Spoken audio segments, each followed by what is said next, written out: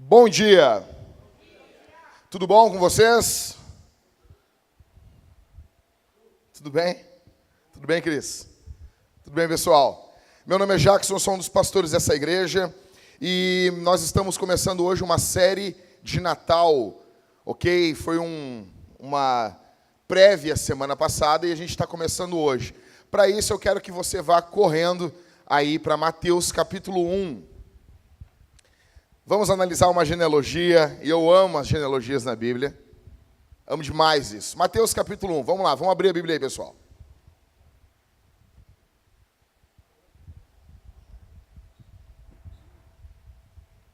Mateus, Evangelho de Mateus. Semana passada, nós meditamos a página em branco da Bíblia. Vocês que vieram aqui no culto, vocês se lembram disso, tá bom?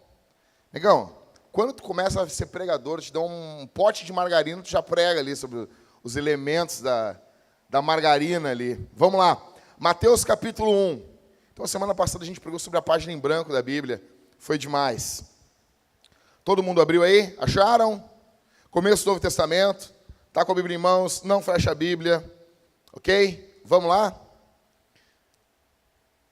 Vamos lá, gente boa, gente bonita.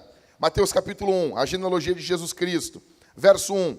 Livro da genealogia de Jesus Cristo, filho de Davi, filho de Abraão. Olha aqui para mim. Muitas pessoas atacam a Bíblia dizendo assim, olha, as genealogias da Bíblia não são iguais. Eu amo quando os ateus atacam a Bíblia assim, sabe? Ateuzinho de internet. Eles atacam dizendo, a genealogia ela é diferente. Claro que é, cara. O nome disso chama-se saltos genealógicos. Olha o que Mateus já está falando no verso 1. Que Jesus é filho de Davi. O pai de Davi o pai de Jesus era Davi? De certa forma não, de certa forma sim. Ele está dando um salto genealógico bem grande. Ainda com Abraão ainda enorme.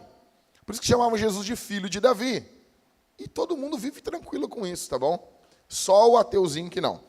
Verso 2. Abraão gerou Isaac, Isaac gerou Jacó, Jacó gerou Judá e seus irmãos. Judá gerou de Tamar, Farés e Zará. Farés gerou Esrom, Esrom gerou Arão. Arão gerou Aminadab, Aminadab gerou Nasson, Nasson gerou Salmão. Salmão gerou de Raabe Boaz, Boaz gerou de Rute Obed, Obed gerou Jessé. E Jessé gerou o rei Davi. E Davi gerou daquela que havia sido mulher de Urias, Salomão. Salomão gerou Roboão, Roboão gerou Abias, Abias gerou Asa. Asa gerou Josafá, Josafá gerou Jorão. Jorão gerou Osias, Osias gerou Jotão. Jotão gerou Acás, Acás gerou Ezequias. Ezequias gerou Manassés, Manassés gerou Amon. Amon gerou Josias, Josias gerou Joconias e seus irmãos, na época do exílio da Babilônia. Depois do exílio na Babilônia, Jeconias gerou Salatiel, Salatiel gerou Zorobabel, Zorobabel gerou Abiúde, Abiúde gerou Eliaquim, Eliaquim gerou Azor, Azor gerou Sadoc, Sadoc gerou Aquim, Aquim gerou Eliúde. Aquim é muito nome de Star Wars. Eliúde gerou Eleazar, Eleazar gerou Matã, Matã gerou Jacó, Jacó gerou José, marido de Maria, da qual nasceu Jesus, chamado Cristo. Assim, todas as gerações de Abraão até Davi foram 14, de Davi até o exílio na Babilônia 14, e do exílio na Babilônia até o Cristo 14. Ok? Amém? Amém? Amém? Deixa eu explicar uma coisa para vocês. Eu já sei agora qual é o sexo do meu filho. É uma guria. Eu já sabia. Eu estava falando isso há um tempão. Estava falando para vocês, desde o primeiro dia, que era uma guria. Isabel. Todos os dias, quando a gente faz o culto lá em casa, e eu vou orar pela Thalita, e ponho as minhas mãos sobre ela, oro, atiro os pecados dela na oração. Mentira, você não pode fazer isso. Você não deve fazer isso. Senhor, está lá o Arthur lá, perdoa. Perdoa essa tua servinha aqui que queimou o arroz. Imagina isso, cara. Não dá, cara, não dá. Não faço isso, não. Sou contra isso. Tanto que eu botei até no manual do culto que o homem não deve fazer isso. Porque vontade dá. Então, toda vez que eu estou orando pela minha esposa, vou orar pelo nosso bebê. Eu já tinha vontade de orar pela Isabel, mas eu sabia que a Thalita, se eu dissesse o nome Isabel, ela ia tirar minha mão assim. Tira a mão daqui. Porque na cabeça da Thalita era um guri. Era um guri. Mas você sabe, gente, no reino de Deus, o filho vem dos lombos do pai. E eu já sabia, desde o primeiro dia, era uma guria. Deu uma outra hora eu conto para vocês, que é uma coisa meio mística, como eu fiquei sabendo isso. Meio neopentecostal. Bom, mas resumindo, gente, a Vintage é uma família. Os irmãos que estavam lá em casa ontem estavam muito alegres conosco. Nós nos alegramos muito com o nascimento de crianças. Eu me lembro no dia que a Stephanie descobriu que estava grávida. Você lembra, Stephanie? Nós pegamos e fomos correndo lá para Canoas, e a gente foi num pastel ali no Guajuviras ali. Entre tiros e alegria, nós estávamos comendo aquele pastel. E outra coisa, sempre quando você for comer pastel, você tem que entender, você vai queimar a boca. Acabou. Você vai comer pastel, sempre tem um caldo que escorre do pastel, que foi fervido no inferno, e tu vai ficar com uma bolha na língua, uma bolha no céu. O céu da boca vai descascar. Quando você descasca o céu da boca, você entende duas coisas. Você é gordo. Você não espera a comida esfriar. E 2, você está ferrado. Porque gordo come comida quente. Vai dizer que não é, William? Não, tu não sabe o que é isso, eu também não sei. Mas eu ouço as pessoas falar, porque foi um gordo que criou o petit gâteau. Um gordo criou o petit gâteau. Ele tinha um sorvete. E daí tinha um bolinho que a mãe dele fez, Marco. E estava quente. E ela disse, espere esfriar. E ele, não, daqui quente mesmo. Botou o sorvete, tu tem uma comida gostosa. Para emplacar, tu precisa do quê? Em culinária, um nome em francês. Né? Na teologia, tu precisa de um nome em latim. Na culinária, tu precisa de um nome em francês. Então, petit gâteau. Era um gordo, entendeu? Que não quis esperar o pão terminar de esfriar. Gente, nós estávamos felizes ontem ali em casa. Por que isso? Porque a Vintage é uma família. Você precisa entender isso. A nossa igreja é uma família. Nós nos portamos como uma família, para as coisas boas e para as coisas ruins. A linguagem de Deus, presta atenção aqui, a linguagem de Deus é uma linguagem familiar. Deus se revela como no Antigo Testamento? Como Pai. Algumas pessoas pensam que Deus se revela como Pai somente no Novo Testamento. Não, isso não é verdade. No Antigo Testamento, Deus se revela como Pai. Adão era chamado Filho de Deus. A Bíblia fala Deus chamando o povo de Israel de filho, ali no livro de Malaquias, que no ano passado eu preguei para vocês. A linguagem de Deus é uma linguagem familiar. Deus se revela como Pai. E em Jesus nós temos irmãos e irmãs. Você tem irmãos, você tem irmãs. Você vive num contexto familiar. E é tão familiar que até existem coisas ruins no nosso meio. Porque família de verdade, não as das propagandas de margarina. Família de verdade tem problema. Essa linguagem, presta atenção, familiar, ela é muito importante na Bíblia. Na verdade, ela é um dos meus temas preferidos na Escritura. A linguagem familiar. Ela é tão importante no Antigo Testamento que ela invade o Novo Testamento e é através dessa linguagem familiar de uma família que o Salvador vem ao mundo. Deus, quando se faz homem, Jesus, 100% Deus, 100% homem, ele vem ao mundo por intermédio de uma família. Isso é fenomenal. Isso é fenomenal. O foco aqui de Mateus, capítulo 1, nessa introdução, é a família. Hoje, aqui de manhã, eu quero apresentar para vocês a família de Jesus. Quero que você conheça um pouquinho mais quem é a família de Jesus. A gente pode falar sobre a nossa família? Você pode falar sobre a sua família? Decepções, traumas, tristezas. Deixa eu dizer uma coisa. Todos nós aqui temos segredos de família. Não tem um programa até que tinha, né? É segredos? Não. Era casos de família, né? Por que aquilo bombava? Porque toda família tem algum segredo. Eu me lembro o dia que eu descobri um babado na minha família. Eu e minha prima. E é óbvio que eu não vou contar para vocês, porque é um segredo de família. Mas é um negócio muito cabeludo. A gente era criança e a gente foi criado em Nárnia praticamente. Nossos pais não pecam. Até o dia que a minha prima e eu descobrimos um negócio muito tenso na nossa família. Muito tenso. E nós ficamos nos olhando apavorados. Nós éramos crianças.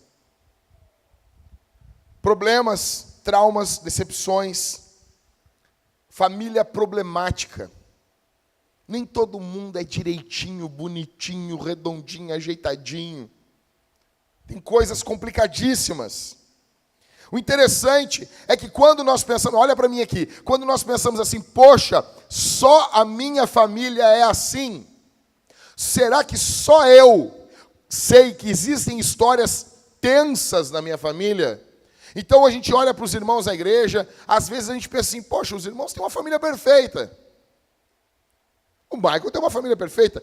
Pô, tranquilo, não vê problema nenhum. Olha para a vida do Arthur, o menino do Morumbi. Vida perfeita. Pensa assim. E a gente é tentado a medir a nossa família pela família dos irmãos. A questão é, eu quero que você olhe aqui, essa manhã, para a família de Jesus. Sabe por quê? Porque a família de Jesus, talvez a sua seja perfeitinha, mas a de Jesus, ela é problemática. A família de Jesus é pecaminosa, e pecaminosa no último.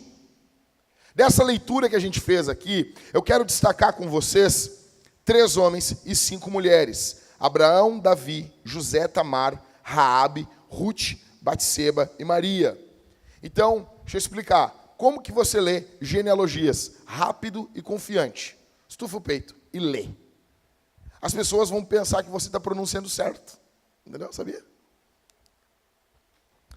4 coisas rápidas, só em matéria de introdução, sobre genealogias. Quando você se depara com uma genealogia na Bíblia. Em primeiro lugar, as crianças devem conhecer os seus pais e os seus pais devem conhecer os seus filhos. Escute isso. Quando a Bíblia nos mostra uma genealogia, ela está mostrando o coração de Deus. O pai tem que conhecer o filho e o filho tem que conhecer o pai. Precisa se conhecer a história da sua família. É interessante que no Brasil, alguns americanos dizem que no Brasil você não conhece o nome dos seus avós. Não se sabe o nome dos seus bisavós. Você sabe o nome de um tataravô seu? Você não sabe. Porque o contexto familiar no Brasil é extremamente deixado de lado. Em primeiro lugar, então, quando eu leio uma genealogia, eu entendo que o pai deve conhecer o seu filho e o seu filho deve conhecer o seu pai. Em segundo, o que nós entendemos, a matéria de introdução aqui, Deus ama as pessoas, os indivíduos, e Deus conhece eles pelo nome. Deus não é um Deus só de multidão. Deus conhece as pessoas na sua individualidade. 3. O que eu aprendo com as genealogias? Deus trabalha no mundo através de famílias. Deus trabalha no mundo através de famílias. Tanto que a igreja, Paulo diz que ela é a família de Deus. Quarto, toda árvore genealógica, toda. Eu não sei se a tua família já fez árvore genealógica. Isso é um negócio muito chique. Se fizer, a minha família se reuniu, o pessoal e fez. Eu tenho uma festa na minha família todo final de ano, que o pessoal se reúne. Quem chega lá pensa que é um bando de louco. Na última que eu fui, tinha quase 400 pessoas. Na entrada, eles te dão um crachá. Você tem noção disso? E tem o nome da tua bisa no crachá. E tem um palco, tem tudo, tem prêmio. Parece um programa do SBT. Tem umas tias que a gente não vê há um tempão. Entendeu? Elas vão chegar para ti. Uma tia, ainda mais quando ela tem... Sabe, todo mundo tem uma tia gorda que tem variz. Todo mundo. As varizes parecendo uns troncos. E faz pão. Você está pensando na sua tia. E há uma grande probabilidade do nome dela ser Maria. E elas fazem aqueles pão. Cara, é muito bruto. O que está dando com essa cara, Cris? Tu não tem uma tia assim? Não tem. Que triste, Cris. Deu, Cris, não tem tia nenhuma. Que droga. Aí tu chega, toda vez que a tua tia te olha, ela tem que fazer um comentário sobre ti. Como tu engordou. Tu tá magro, tu tá tisgo. Tu tá gordo, tá lustroso. Eu nunca entendi isso. Gordo e lustroso. Acho que a pessoa fica, não sei. Então, aí chegava lá, tinha, cara, era muita gente. Muito, parecia aquela festa italiana. Era muita gente. Todo final de ano eles alugam uma sede campestre em algum lugar. A minha família, por parte de mãe, é de Santa Catarina. Perdão. Aí o pessoal vem lá de Laguna. Minha família é toda de Laguna por parte de mãe. E é uma loucura. E quando fazem a árvore genealógica, aí tem lá a foto dos meus tios, sabe aquelas fotos dos meus avós, bisavós? Sabe aquelas fotos em preto e branco, que tem um quadro que é redondo, que é meio pintado, é meio em óleo? Tá as fotos de todo mundo lá. Daí eu sou da árvore da tia Mariazinha. A questão é que toda árvore genealógica, ela vai ter alguns nós. Alguns pontos complicados, alguns pontos tensos. E é isso aqui que Mateus está mostrando para nós. Deixa eu explicar para vocês aqui. Quem é Mateus? E para quem que ele está escrevendo? Mateus está escrevendo esse evangelho para os judeus. Mateus, ou Levi, é um cobrador de impostos. Ele é considerado pelos judeus como um traidor. Roma está dominando a região, o mundo da época, na verdade, e Mateus é um judeu. Ele é considerado, para você ter uma noção, como um capitão do mato. Sabe os negros que trabalhavam para os senhores de escravos, escravizando outros negros? Mateus é visto como uma espécie de um capitão do mato. Um cara que é judeu, é israelita, e está trabalhando a serviço de Roma, cobrando impostos de Israel. Ele é visto como um traidor. Os fariseus não olham na cara dele. Os fariseus não oram perto dele, porque ele é impuro. Afinal de contas, a melhor coisa que tem é a gente chamar os outros de impuro. Ele é uma espécie, ele está para os dias de Jesus como os políticos estão para os nossos dias. Coisa boa falar mal dos políticos. É bom. Admite. Admite que é bom. É fenomenal. Fenomenal.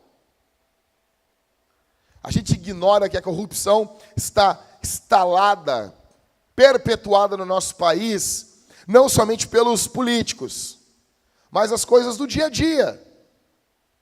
Eu me lembro uma vez que eu fui tomar um sorvete. Eu gosto muito de sorvete. Deixa eu explicar uma coisa para vocês. Amanhã eu faço, se Deus permitir, 36 anos. Eu sei que eu tenho uma carinha de 35, mas eu faço amanhã 36 anos. Fui comprar agora essa semana não, alguns meses atrás, fui comprar um potinho de vitamina. Como é que é o nome? Bom, não importa. Fui comprar um pote de vitamina, e tu sabe que tu está ficando velho quando tem que comprar um pote de vitamina.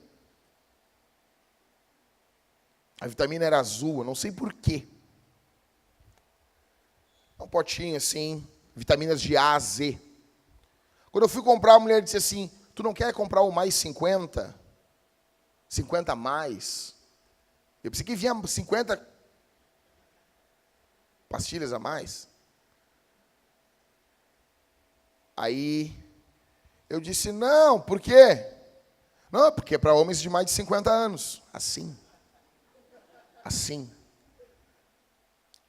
Aí eu fico pensando, a Vintage destruiu com a minha vida. Aí eu olhei, não, moça, como diz o Catito, meu pai não vai querer. Aí eu fui preencher a ficha lá, porque é caro pra caramba esse negócio. Aí tu preenche uma ficha lá, né, meu? Quando eu falei minha idade pra ela, ficou louca de vergonha. 35, só faltou ela dizer, mas tu tá acabado, hein? Mas tu tá acabado. Então, voltando, fechando as janelas, amanhã eu tô fazendo 36 anos de idade, e, cara, deixa eu dizer uma coisa, eu amo sorvete. E eu conheci um sorvete, que é o Ben & Jerry. Cara, por favor, me compra um pote grande, e me dá um. Uma vez eu estava num inverno, cheguei para tomar um sorvete no McDonald's. Não tinha ninguém, tinha só uma guria, assim, olhando para um olhar triste. Eu cheguei, eu quero um sorvete. Ela disse, que legal! E daí, na hora, eu tirei minha cartela para ela carimbar, porque ela carimbava, entendeu? Carimbava o negócio, porque com 3 carimbadas eu ganhava um sorvete. E era a segunda carimbada que eu ia ganhar. Aí eu vim, ela, pum, carimbou ali. E daí faltava uma carimbada. Aí ela olhou e disse, ela se abaixou assim, que nem uma mafiosa, e disse assim, moço, tu quer que eu dê mais uma carimbada para ti? Aí tu vai em outro McDonald's e pega o teu sorvete. Daí eu olhei para ela assim, não. E ela olhou para mim, era frio, era quase 0 grau. Aí ela olhou para mim, ela disse, por quê? Daí eu disse, porque errado? Ela pensou, esse cara é louco, 0 grau, ele vai tomar sorvete, ele não é normal. Vou oferecer uma carimbada para ele, ele não quer. Deixa eu explicar uma coisa para vocês. Eu não estava oferecendo nada para aquela moça. Nada. Só minha simpatia. E ela já ia carimbar um negócio para mim. Ela já ia trabalhar contra a empresa dela. Pessoal que dá o dinheiro para botar o pão dentro da casa dela. O brasileiro é corrupto. Desde os políticos, até os atendentes do McDonald's, até os pastores. A corrupção está instalada em nós. E é bom falar mal de uma classe. Então vamos falar mal aqui. Mateus é um cara que está completamente aliado com o sistema da época. Ele é um cobrador de impostos para o governo romano. O povo tem pavor dele. E esse cara com certeza já foi desprezado, já tinha sido desprezado em diversos lugares, porque os fariseus eram implacáveis. Então agora ele vai escrever uma carta para quem? Para os judeus, para a turma do pedigree.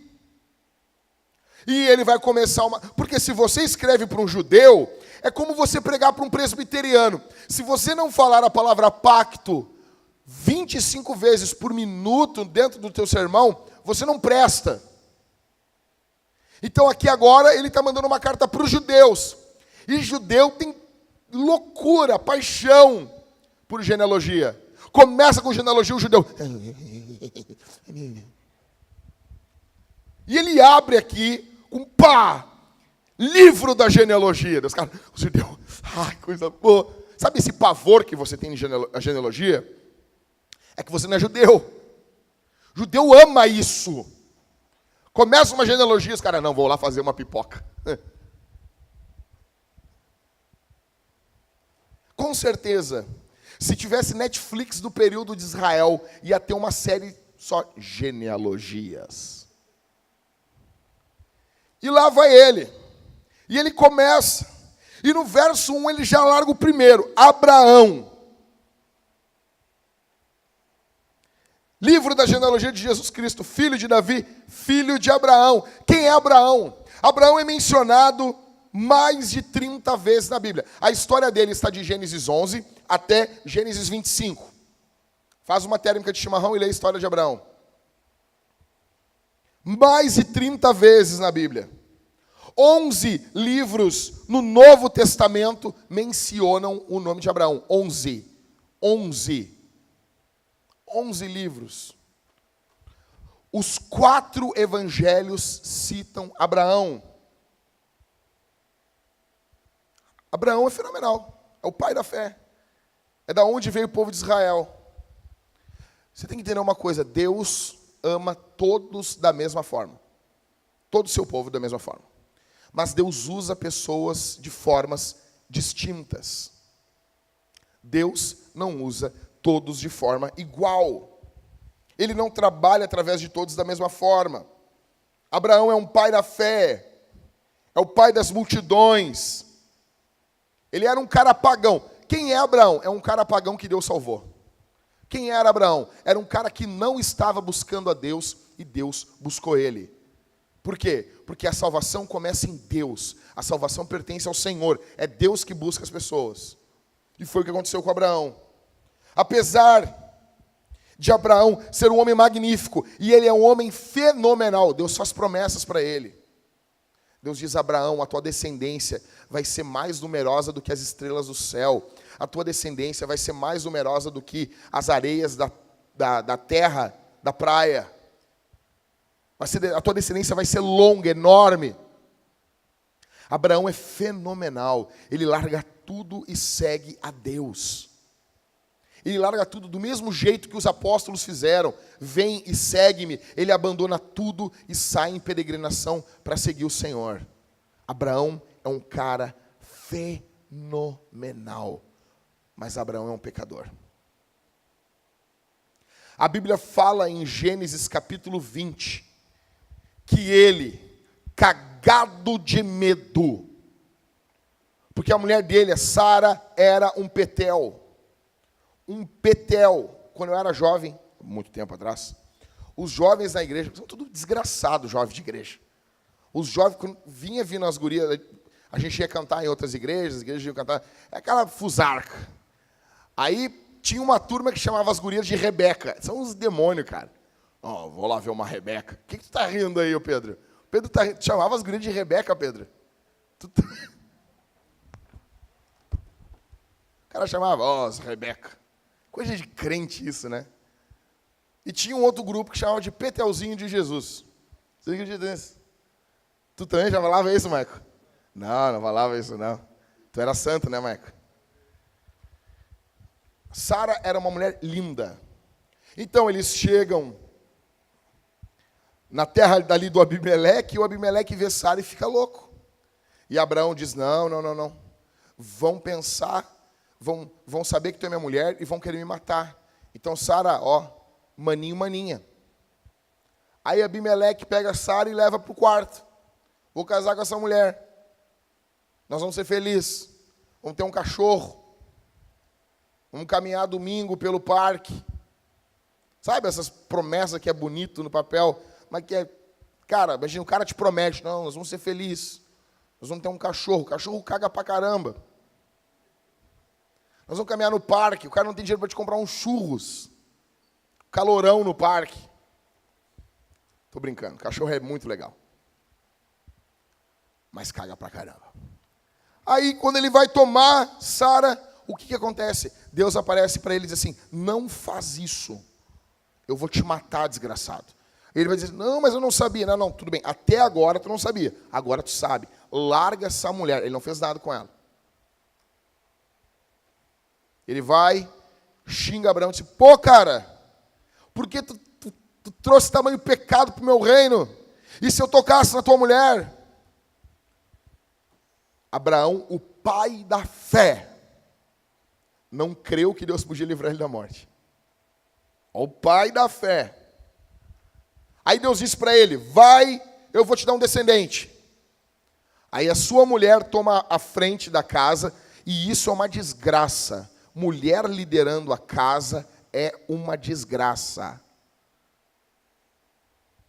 A não ser quando ela é... Tipo, o marido é pior, mas largou a mulher. Então a mulher tem que liderar a casa, óbvio. Mas quando, o casamento é terrível. E a Sara lidera a casa e chega com a empregada e diz assim, Abraão, dorme com ela. Dorme com ela. Deixa eu dizer uma coisa. Isso pode parecer o mundo dos sonhos para muitos homens. A tua mulher te oferecendo uma outra mulher. Isso é um inferno. Isso é um inferno. Reinos, famílias são destruídas na Bíblia. Porque homens não mantiveram o seu cinto fechado. Você quer destruir a tua casa, traia a tua mulher. Abraão dorme com aquela moça. Ela é engravida. E a sua vida vira um caos. O pai da fé não creu que Deus podia salvar ele de Abimeleque. Não, Sara é minha irmã. Porque ela era prima dele. Então ele, não é mentira. Sabe essa galerinha da Bíblia aí? Que não é mentira. E tem muito hoje em dia isso. Não, é uma meia-verdade. Dorme com a empregada. Não, mas a descendência é minha. O pai da fé não creu que a sua mulher podia ser mãe. O pai da fé não creu que Deus podia livrar de Abimeleque. Sabe o que a Bíblia está mostrando? Que Abraão é fenomenal, mas Abraão é um pecador. E Abraão precisa de um salvador. Abraão precisa de alguém que salve ele.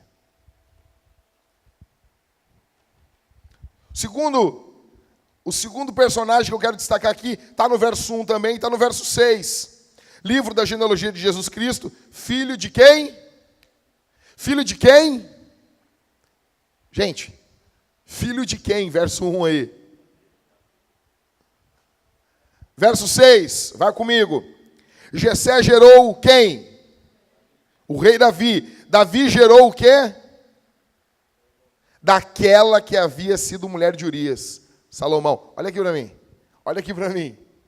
Olha aqui. Não, cara. Se tu tiver 2 neurônios, tu tá vendo que Mateus está na maldade. Você não nota isso aqui? Você não nota a pena do veneno, o veneno na pena dele? Olha só. Arthur, imagina tu escrevendo uma genealogia, Arthur. Aí tu larga para o povo de Israel. É para o povo de Israel. Aí tu vai citar o maior rei de Israel. Olha o veneno no verso 6. Olha o veneno de Mateus aqui. Mateus. Jessé gerou o rei Davi. Davi gerou daquela que havia sido mulher de Urias, Salomão. Você está notando isso, cara? Ou você lê isso aqui assim, eu não gosto de genealogia. Olha que coisa emocionante isso aqui, velho. Ele está largando na cara dos loucos. Esse é o bando de safado. Vocês estão falando do rei Davi, o rei Davi, na Record. Vocês estão falando do rei Davi. Olha quem foi o rei Davi. Um cara, quem é Davi? É um cara corajoso. Não, o negócio, o que é do cara. Como dizia um amigo meu, o que é do cara é do cara. Davi não era frouxo. Davi, não, se tem um cara bagual, era Davi. Golias, tocando terror. Os soldados todos tremendo de medo. Igual você, igual eu. Davi olhou aquele cara e disse, quem é esse incircunciso para afrontar os exércitos do Deus vivo? Aquele grande guerreiro vindo em direção a ele, mais de 2 metros de altura. Pegava o LeBron James no colo, botava no colo e dava tapinha na bunda do LeBron. Agora a Linda vai pegar essa parte do sermão e vai botar na internet. E vai virar uma desgraça a nossa página na internet. Deus te abençoe, Linda. Aí, o cara vem vindo com armadura, com espada. O escudo dele pesava 50 quilos. Negão, tu tem noção disso? Um saco de cimento no braço. Caminhando, correndo com um saco de cimento, balançando um saco de cimento. Tem noção disso? Davi olha ele e vai ao encontro dele. Rodando aqui, ó. Largou uma pedra. Uma na testa. Pum! Blum! Aí Davi vai lá, arranca a cabeça dele. Não, negão, você tem noção que é isso? Você imagina isso? Cerrou a cabeça, arrancou a cabeça do cara, levantou a cabeça do cara e disse, adeus em Israel. Imagina isso. Aí os caras se... O bicho pegou. Mas sabe isso? Cara, imagina isso, velho. Se tem uma coisa que Davi não é covarde. Davi não só é bruto, mas também compõe músicas. Compõe os salmos. É poeta. É inteligente. Tem intelecto. Davi também é paciente. Saul quer matar ele. Quer destruir com ele. Ele aguarda pacientemente. Ele não toca em Saul. As passagens de Davi e Saul são os textos que mais tocam em mim no Antigo Testamento. Quando o rei está aliviando o ventre. Na minha versão eu escrevia, cagando. Davi pega ele aliviando o ventre. O que Davi faz? Davi corta um pedaço da capa e mostra de longe. Rei, eu não te toquei. Aí Saul perturbado, se ajoelha, chora. Davi é paciente. Ele é o rei mais lembrado pelos judeus. Só que vocês sabem muito bem que tem um período que ele deveria ter ido à guerra. A Bíblia diz, e no período que os reis iam à guerra, Davi estava em casa, vagabundeando. E quando ele está caminhando pelo palácio, sem nada o que fazer, ele vê uma tchanga tomando banho pelada. Esse é o problema. Os caras falam, não, cara, não é, faz mal ficar olhando mulher com pouca roupa, faz mal para as vistas e acelera o coração. Você pode guardar isso para tua... Guarda isso. Você foi um pastor bem idoso que falou para mim. Estava na casa dele, aí estava vendo televisão, aí entrou umas dançarinas do demônio dançando bem louca ali, e ele desligou e ele falou assim, isso aí faz mal para as vistas e acelera o coração. Davi não sabia. Não sabia. Aquela mulher é mulher de Urias. O cara que estava lá na frente de batalha, lutando por Davi, lutando por todo o reino. Ele traz ela, mulher sem vergonha também. Davi pior ainda, porque é rei, se apropria, acha porque tem... Muitas pessoas são assim. Acham porque tem dinheiro, acham porque tem posição social. Por que eu não posso ter gente também? Muitos pastores pecam nisso. Muitas pessoas de dinheiro pecam nisso. Afinal de contas, o que é demais ter uma pessoa? Se apropriar de uma pessoa. E Davi dorme com ela. E o pior, ela engravida. E Davi faz toda uma trama, vocês sabem. Ele tenta, chama Urias, manda que Urias vá dormir com a mulher. Urias, ele é genial, ele é fiel. Mas ele também mostra como ele não tratava bem a mulher dele. É tenso a história, é dramática. Ele fica dormindo na porta do palácio, Davi acorda, o que ele está fazendo aqui? Ele diz assim, como que eu vou ir para casa dormir com a minha mulher, se os exércitos do Deus vivo estão na frente da batalha? É um homem honrado. Então Davi manda uma carta por ele para Joabe. Joabe é um desgraçado. E ele diz assim, o seguinte, quando o exército vier atacar, bota ele na parte mais tensa da batalha, e vocês recuem, e deixem ele sozinho. Davi mata o marido da mulher, para encobrir um adultério. Um pecado chama o outro. Esse é o melhor rei de Israel. Você tem noção que é isso? Os judeus dizem, esse é o nosso melhor. Nós temos aqui Abraão, e temos Davi. Davi é um pecador também. E Davi precisa de quem? Precisa de um Salvador. Você está vendo a família de Jesus? Davi precisa de um Salvador. Os dois melhores em Israel são pecadores. Você não nota? Velho, diz para mim. Quando você lê a Bíblia, sei que você lê a Bíblia todos os anos, você está lendo a Bíblia, você não nota que tem um negócio faltando no Antigo Testamento? Se você não notar isso, tu não entendeu o Antigo Testamento. O Antigo Testamento todinho, tu vai lendo, e quando a coisa vai assim, agora, daí, fica ruim. Aí, não, agora vai, daí quando vê, fica ruim. Aí tu tá lendo, quando vê, por exemplo, tu tá em Juízes tem que ter um filme. Eu queria chegar para um executivo da Disney, da Paramount, chegar para os caras e dizer assim, velho, imagina uma série sobre Juízes. Imagina lá quando o Eude mata o Eglon. Você nem lembra disso aí. Quando ele chega lá, eu tenho uma mensagem para o rei. Aí o rei, não, entra aí. Aí ele, qual é a mensagem? Ele tira uma adaga e enfia, essa é a mensagem. Pum, enfia na banha. A Bíblia diz que a gordura engoliu até o cabo da faca do cara. Ele sai bem louco. E o que acontece? O cara está caído, os guardas ficam dizendo, não, ele deve estar aliviando o ventre. Ele vai bem louco, ele chega em Israel, já toca uma trombeta louca, eu sou rei!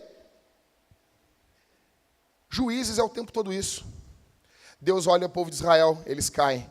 Deus olha o povo de Israel, ele sobe, eles caem. 40 anos de paz, não sei o quê, mas eles se esquecem do Senhor. É o tempo todo isso. É igual a vida de muitos crentes. Esses são os melhores. O Antigo Testamento é isso. Pergunto para você aqui, essa manhã. Tua vida não é assim também? Você não olha para os grandes heróis da Bíblia e você pensa, pô, Deus já fez algumas coisas através da minha vida, mas eu sou pecador. Eu sou miserável. O pecado tem vencido você? Você pecou já de forma grosseira? Você já fez coisas que você se envergonha? Que você morreria de vergonha se passasse no telão? Para todo mundo ver quem você é e o que você já fez? Você precisa de um Salvador. Você precisa que alguém viva no seu lugar. Você precisa que alguém tenha uma história de vida que não tenha caído nos pecados que você caiu. Você é pecador. Nós somos pecadores. Precisamos de um Salvador. Amoroso. Bondoso. Que olhe para Davi e diga, eu não tenho vergonha de ser chamado de teu filho. A Bíblia é honesta sobre quem são os homens. A Bíblia é extremamente honesta sobre quais são os pecados dos homens. Mas se nós quisermos tirar o maior proveito da Bíblia para nós devemos ser honestos sobre nós mesmos. Nós precisamos ser honestos sobre quem nós somos. Terceiro personagem, do verso 16, dá um salto comigo aí. Verso 16, Jacó gerou José, marido de Maria, da qual nasceu Jesus, chamado Cristo. Quem é José? O pai de Jesus. José é uma espécie de primo pobre da família, pobretão, sem grana. José foi caluniado, foi acusado. José foi tido como um idiota. Um idiota. Porque no mundo, não só de hoje, você casar com uma mulher que ela já tem um filho, você é tido como um idiota. Porque o mundo é idiota. Mulheres, e a Bíblia mostra que existem mulheres fenomenais que já tiveram uma história de vida. Só que a nossa sociedade querendo, não, o homem é isso, o homem é aquilo, desprezam muitas mulheres. Muitas. Um exemplo delas é Ruth, eu vou falar um pouquinho mais adiante. Ruth já tinha sido casada. E como diz John Piper, Ruth é a personificação de Provérbios 31. José adota Jesus. Adoção é algo muito importante.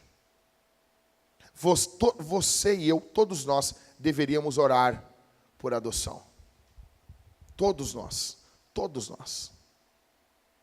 Deveríamos orar e planejar adotarmos crianças. Eu pergunto para você aqui, você é pobre? Você talvez é o mais pobre da sua família, o mais desprezado. Já caluniaram você? Já inventaram mentiras de você? Já? Bem-vindo à família de Deus. A família de Deus é a família dos caluniados também. Você é bem-vindo na família de Jesus. Porque José é bem-vindo também. Agora, dá um salto comigo. Verso 3, volta lá comigo. Judá gerou de quem? De quem? Judá gerou de Tamar, Farés e Zará. Olha aqui para mim. Normalmente, vocês leram comigo toda a série de Neemias. Você não vê mulher na genealogia. Tinha mulher na genealogia em Neemias? Tinha ou não? Não tinha. Não tinha.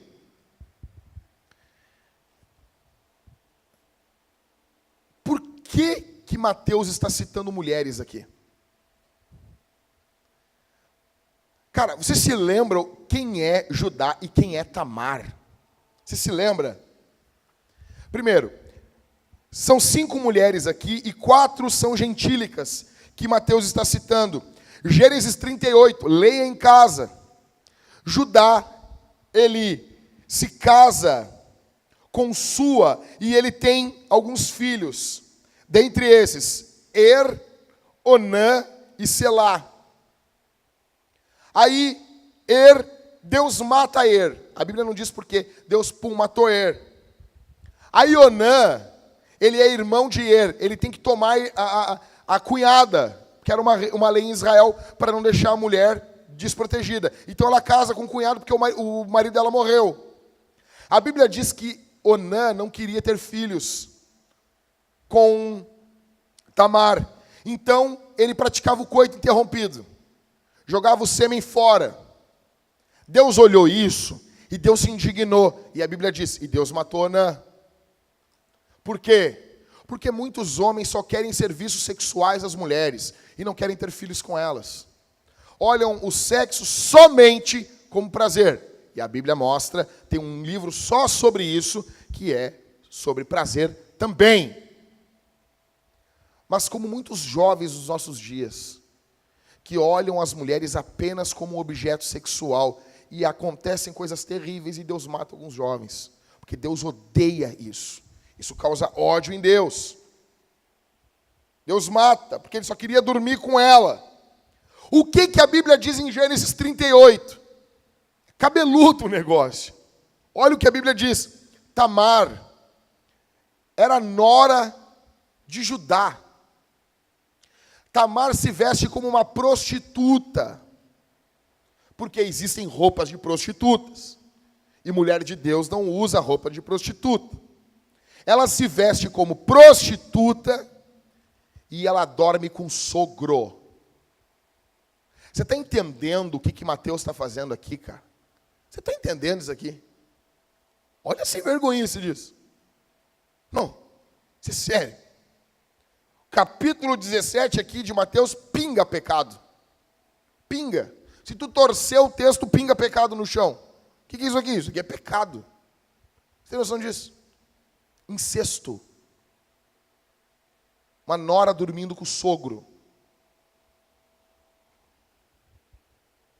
Um abuso da graça de Deus. Um abuso da bondade de Deus. Então a gente pensa assim, não, Deus vai destruir, porque tem coisas que Deus se indigna e destrói. E tem coisas que Deus se indigna também e não destrói. E é um mistério isso. E a gente pensa assim, agora não. Agora Deus vai destruir isso aí. Deus vai acabar com esse negócio aí. Vocês estão pensando o quê? Dessa relação incestuosa vem o Salvador do mundo. No ápice do abuso da graça de Deus, no ápice, no apogeu, vem Jesus. o Salvador dos incestuosos, o Salvador das mulheres que se vestem como prostitutas, o Salvador dos sogros que não respeitam as filhas, as esposas dos seus filhos. Vem Jesus. Você vem de uma família que já houve um caso de incesto? Você já ouviu isso? Vocês fingem que nunca aconteceu e todo mundo sabe na sua família que já houve um caso assim. Você vem? Você já pecou dessa forma? Você sente culpa aqui? Vergonha? Você acha que ninguém abriria a casa para você se soubesse que você já fez? A boa notícia aqui essa manhã é que Jesus abre a porta da família dele para você. Porque Jesus recebeu Tamar, Jesus recebeu Judá. Essa é a família de Jesus. Essa é a casa de Jesus. Jesus vem de famílias destruídas pelo pecado, para salvar as famílias, em nome de Jesus. Você é bem-vindo. Quinto, Raabe, verso 5. Salmão gerou de Raabe Boaz, Boaz gerou de Ruth Obed, Obed gerou Jessé. Jessé é o pai de Davi. Quem é Raabe, cara? Vocês se lembram? Se lembram quando o povo está fazendo, os espias estão analisando para invadir Jericó? A Bíblia diz que tinha uma prostituta, ela morava em cima do muro, tinha uma prostituta, ela guarda os espias, ela protege, e ela creu no Deus de Israel. E o que aconteceu com ela? Ela foi salva.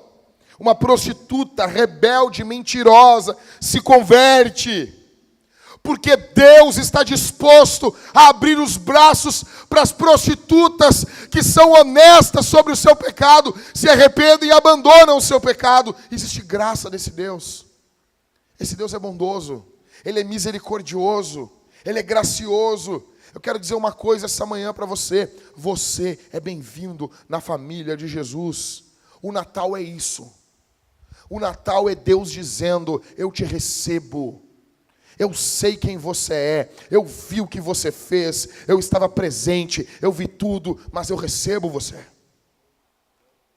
Eu recebo você. O que você vê aqui? Eu pergunto, você já foi prostituta? Você já cometeu coisas que você tem vergonha? Você está fugindo do seu passado? Você tem pavor de encontrar alguém na rua que sabe o que você fez?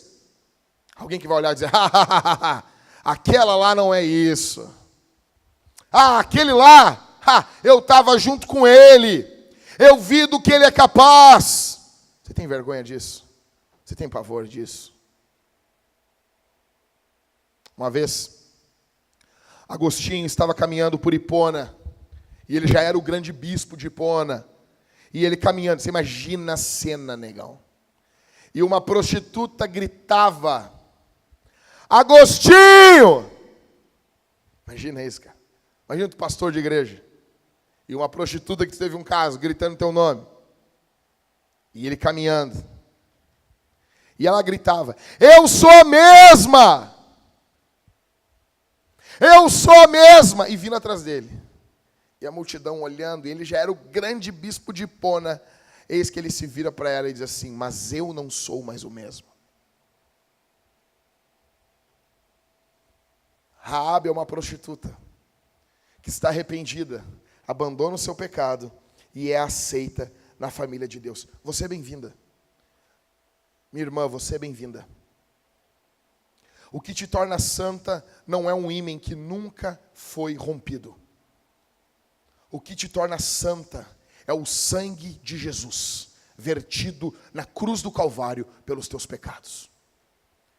Você não é definida se você perdeu sua virgindade ou não. Nós sabemos que isso é pecado. Isso não é brincadeira, mas a graça de Deus é maior. O amor de Deus é maior. É maior por você. Sexto, Ruth, verso 5. Lê comigo aí. Salmão gerou de Raabe Boaz, Boaz gerou de Ruth Obed, Obed gerou Jessé. Ruth é uma moabita. Você se lembra, nós encerramos a série aqui de Neemias. Neemias ficou louco quando eles começaram a casar com as moabitas.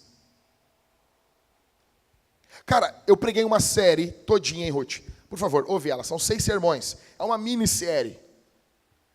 Ouve essa série. Ela está no YouTube. Dizem que um dia vão colocar lá no nosso SoundCloud, não sei quanto. Eu pedi isso faz uns 4 meses. 1 hora nós vamos conseguir. Mas ela tem todinha ela no YouTube. Cara, deixa eu dizer uma coisa para vocês. Eu amo a história de Ruth. Ruth e Maria, para mim, são as 2 mulheres mais fenomenais da Bíblia. Ruth, se você tem um filho, você tem assim, que tipo de nora você deve almejar? Uma nora como Ruth. Como aquela mulher ali. Você não ama isso? Família errada. História errada. Geografia errada. Espiritualidade errada. Está tudo errado na vida de Ruth. Então ela se encontra com Deus. E tudo muda. E tudo muda. Sabe por quê? Porque não existe cidadão de segunda classe no reino de Deus. Se você se encontrar com Jesus, tudo muda. Não existe cidadão de segunda classe na família de Deus. Ela é uma mulher magnífica, tem sua vida transformada. Aqui está a grande ideia do sermão. O foco do sermão é esse. Não importa quem é a sua família terrena. Se você se encontrar com Jesus, tudo é transformado. Tudo. Tudo pode mudar na sua vida daqui para frente por causa da graça de Deus. Tudo. Você pode, a partir de hoje, se tornar a primeira geração na sua família que vai servir o Senhor de verdade. Talvez você venha de uma família muito complicada. Muito complicada.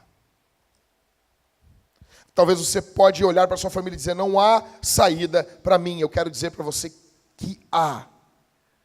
Que a partir de você pode vir um novo legado para a glória do Senhor. Sua família não é de comercial de margarina? Não é? A minha não é. A minha não é. As coisas não são tão bonitas na sua família. Você esconde, a sua família esconde coisas terríveis. Você tem vergonha da sua história? Existem coisas que você esconde a 7 chaves. Você olha para os irmãos da igreja e pensa, eles não passam por isso. Eu quero dizer para você, você é bem-vindo na família de Jesus. 7º, Batseba, verso 6. E Jessé gerou o rei Davi. Davi gerou daquela que havia sido mulher de Urias, Salomão. Vida complicada da Batseba, né? Olha a história que eu falei para vocês de Davi agora, pela ótica da mulher. O marido está na guerra e ela está traindo o marido. Uma pessoa complicada. Você concorda comigo? Você não ia convidar ela para a ceia de Natal. Admite. Minha irmã, você não ia querer o seu marido perto de uma mulher dessa. Admite. Não, eu vou fazer um aconselhamento. A minha mulher não ia querer que eu aconselhasse uma mulher dessa. Você não convida ela para a festa do aninho do seu filho. Ela não estaria. Vamos admitir isso aqui. O marido está na guerra, ela está dormindo com o rei. Stephanie, ela não estaria na lista. Vamos, todos nós aqui. Ela não estaria. Não ia ser o primeiro nome que tu ia botar ali, né, Stephanie?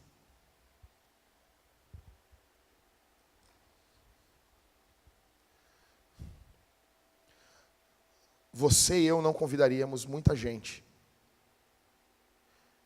Mas Jesus convida. Mas Jesus estende a mão para essa gente. Eu e você temos limites. Eu e você, provavelmente eu não convidaria essa mulher para entrar na minha casa. Sem saber o que Deus fez na vida dela. A graça de Deus estende a mão para ela.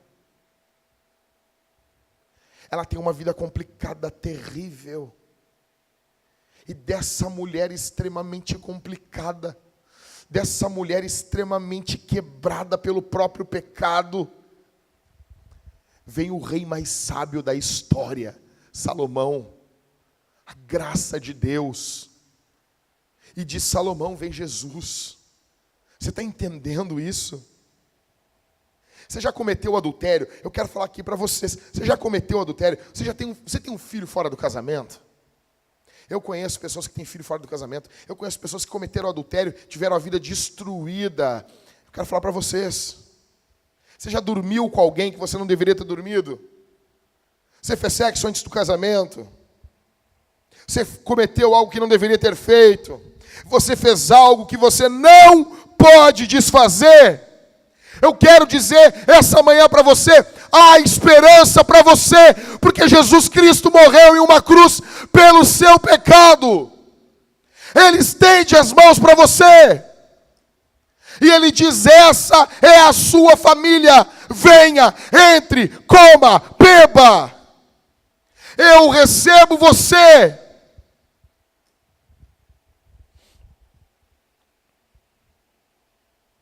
Batseba é amada por Deus. Ela é usada por Deus. O pecado dela é enorme, é enorme. Claro que é, nós não negamos isso. Só que a graça de Deus é maior. Só que o amor de Deus é maior.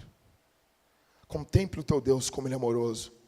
Contemple o teu Deus olhando para você. Contemple Jesus olhando para você e dizendo, eu te perdoo. Eu te perdoo. Eu te limpo, eu te saro, eu te levanto, eu te restauro, eu tenho misericórdia de você. Existe graça abundante para você. Oitavo e último, Maria, verso 16. Jacó gerou José, marido de Maria, da qual nasceu Jesus, chamado Cristo. A reputação de Maria é terrível ali. Uma mulher santa, dedicada a Deus, que tem sua vida destruída por causa de uma mentira. Quando você lê os evangelhos, você nota isso muito sutil. Muito sutil. Muito sutil. Em Marcos você nota isso. Eles falam que Jesus é filho de quem? De Beelzebu. Só que os fariseus estão fazendo referência à questão do nascimento virginal de Cristo. Falavam que ele era filho do diabo. Estão zombando de Maria. A reputação de Maria foi danificada. Ela não é essa mulher amada pelos protestantes e divinizada até pelos católicos. Aqui no primeiro século ela não é. No primeiro século ela é tida como uma prostituta, como uma malandra, como uma esperta, como uma mulher diabólica e não como uma mulher casta, como uma mulher contaminada. Só que Maria sabia quem ela era. Estão levantando calúnias contra você? Já mentiram contra você? Já falaram coisas que você não fez? Já pegaram coisas que você fez e aumentaram? Já inventaram coisas sobre você? Já tentaram destruir a tua vida? O reino de Deus é formado por gente assim. Ela sabia que Deus a amava e tinha escolhido ela. Ela sabia que Deus havia escolhido ela para amamentar o Filho de Deus. Jesus nasce. Enquanto ela tem ele nos seus braços, você que é mãe, você sabe o que é isso. Quando seu filho está grudado no seu seio e o olho dele está olhando dentro do teu olho. Você imagina isso com Deus. Com Deus.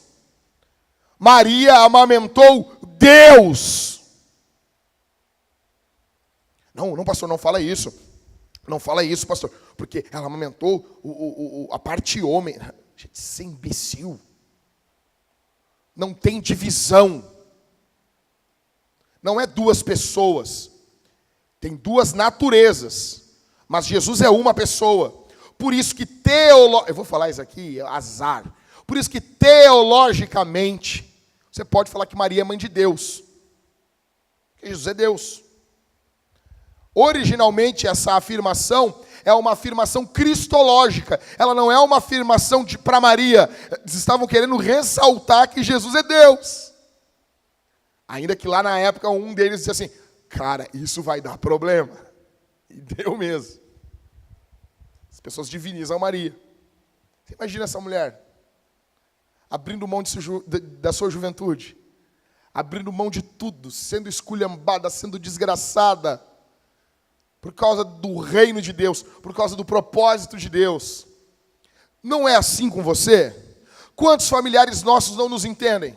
Porque você ama Jesus, porque você quer cultuar Jesus.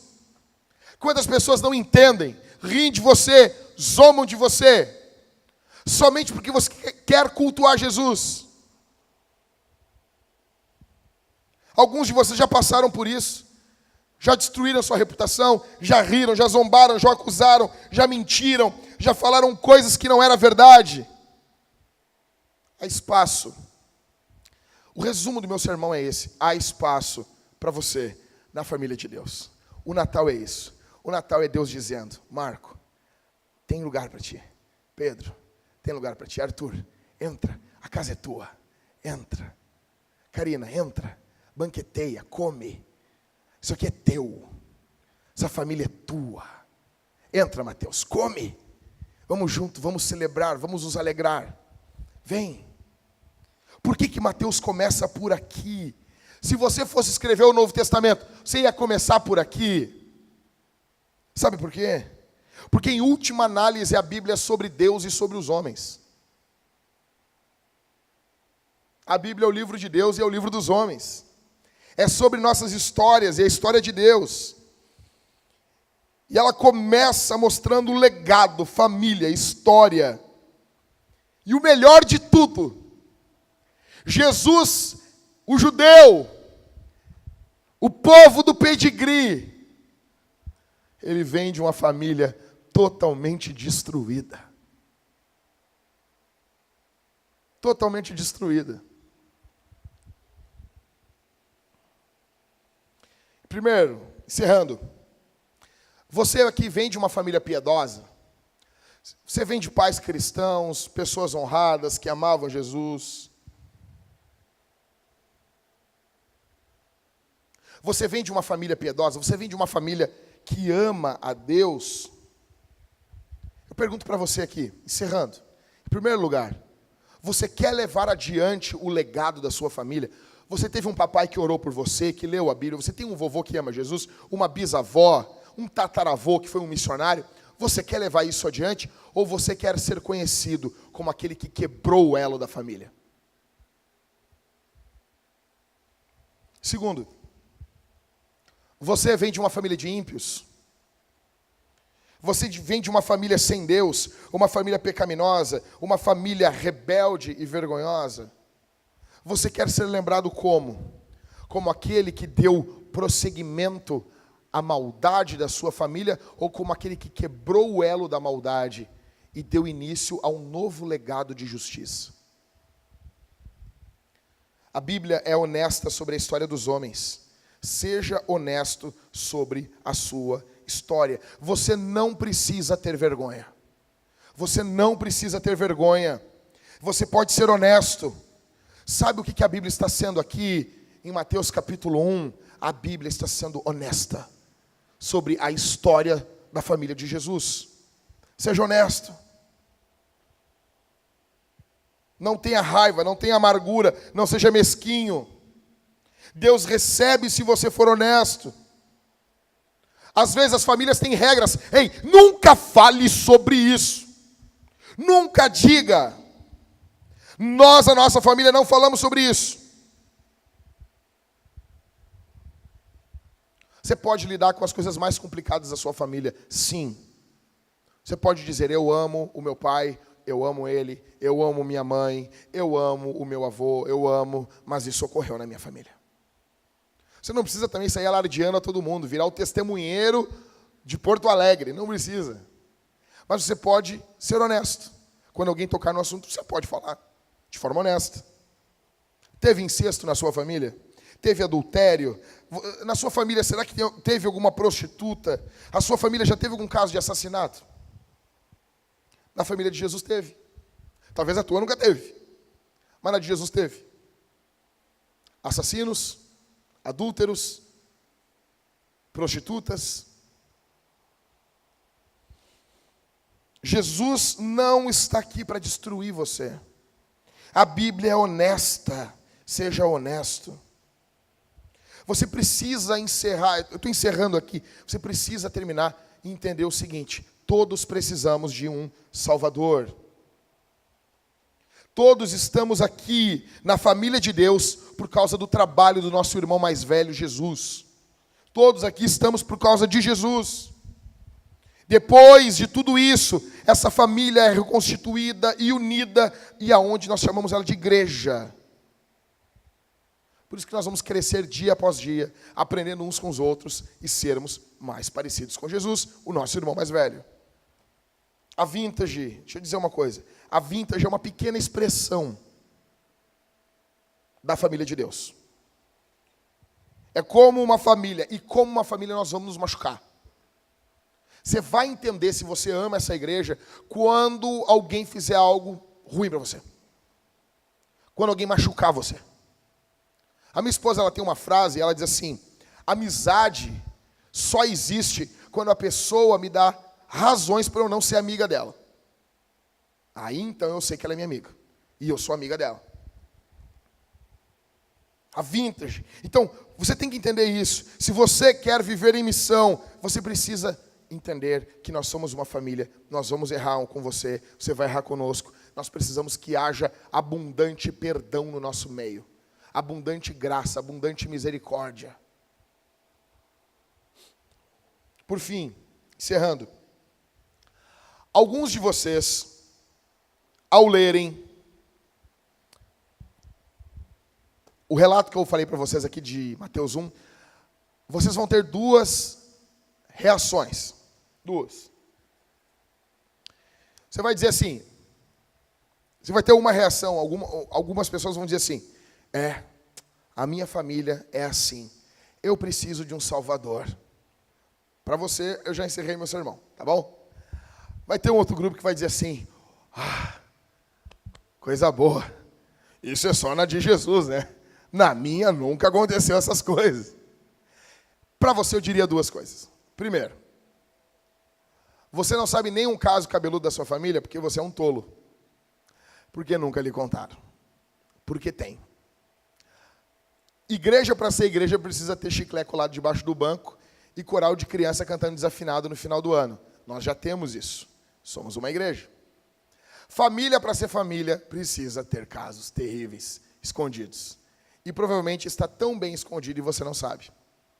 Tão bem escondido e você nem imagina.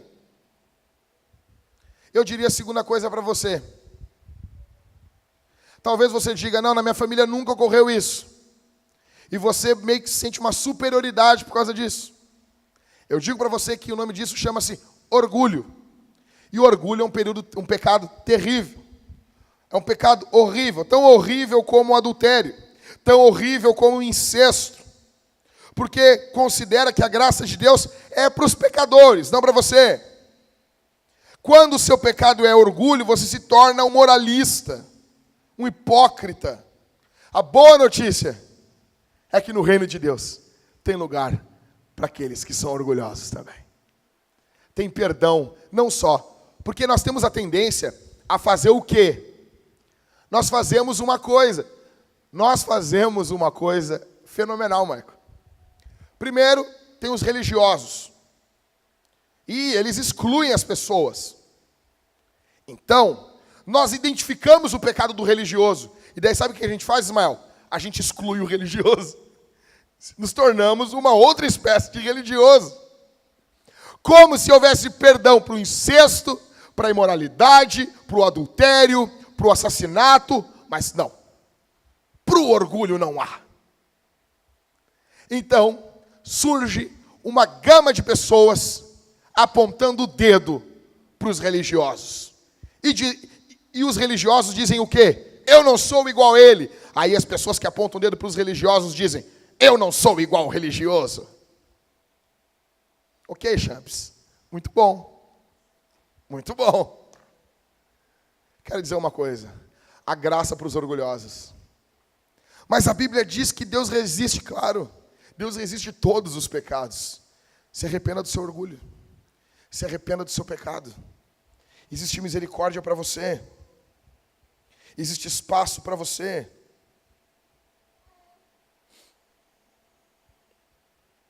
Encerrando. 30 segundos. Isso aqui, essa série, não é sobre quem é o seu pai terreno. É sobre quem é o seu pai celestial. Não é sobre o seu nascimento, não é em que família você nasceu, não é qual é o teu sobrenome, é sobre o teu novo nascimento. Não é sobre a tua família de origem, mas é sobre a tua família de Deus. Existe graça, perdão e misericórdia para você e para mim. É isso que nós comemoramos no Natal. Por isso nós decoramos nossas casas. Por isso nós cantamos canções que falam que um Deus menino veio nos abençoar. É por isso que nós nos alegramos. É por isso que nós comemos uva passa. É por isso que nós comemos panetone, que deveria ter o ano todo. Glória a Deus por quem inventou o panetone, esse pão pagão. E eu fico muito feliz por comermos pão de pagão, porque o pão de Israel é muito ruim. Você sempre quis dizer isso. Eu lendo a Bíblia, eu chego em Oséias e a Bíblia diz assim: e eu, Senhor, estou irado contra essas nações que comem bolos com frutas, não sei o que, panetone. Aí a graça de Jesus veio e redime isso.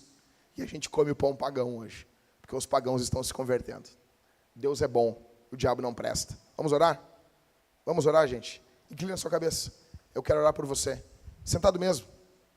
Existe perdão, existe graça aqui, tem misericórdia. O teu Deus, fecha os olhos para orar, eu quero dizer, enquanto você ouve isso, o teu Deus te ama, tem graça para você, tem perdão para você, tem um abraço apertado do Pai aqui, essa manhã para você, porque Jesus Cristo pagou o teu crime e a tua maldade na cruz do Calvário. Pai, nós te agradecemos pela tua palavra, pela forma como o Senhor fala como um pai com seus filhos. Eu te peço que o Senhor estenda a sua mão, tenha misericórdia de nós, tenha compaixão de nós como teus filhos. Eu oro pelos irmãos que estão aqui, peço que o Senhor Deus imprima, coloque essa palavra dentro dos seus corações, que o Senhor Deus pegue aquilo que eu preguei aqui de forma simples, de forma tão limitada, e imprima isso nos corações dos teus filhos, em nome de Jesus. Que nós possamos estar alegres, comemorando a vitória de Jesus, comemorando o teu nascimento, comemorando o convite que o Senhor nos faz para entrarmos em tua casa, entrarmos em tua família, bebermos do teu vinho, comermos do teu pão. Muito obrigado, Pai. Abraça os teus filhos aqui essa manhã. Eu peço que haja perdão, haja reconciliação, haja graça, haja libertação. Os meus irmãos que estão envolvidos em pecados, que têm dificuldade de vencer alguns vícios, ajuda os teus filhos, estende tuas mãos, de forma amorosa, bondosa, não julgadora, como muitas vezes nós fazemos uns com os outros. Estende tua mão, abençoa o teu povo, e que o teu povo saia em missão essa semana, alegre, sabendo que tem um Deus que o ama, que cuida, que protege, e que nada acontece em sua vida sem ser a ordem de Deus. Em nome de Jesus, cuida do teu povo, Senhor, abençoa o teu povo, leva o teu povo essa semana para estar em missão. Essa é a minha oração. Eu te agradeço por tudo. Tu és um Deus bondoso, tu é bom, Senhor. Obrigado por ser nosso Pai, por enviar Jesus para morrer na cruz em nosso lugar. Muito obrigado, Senhor. No nome de Jesus. Amém.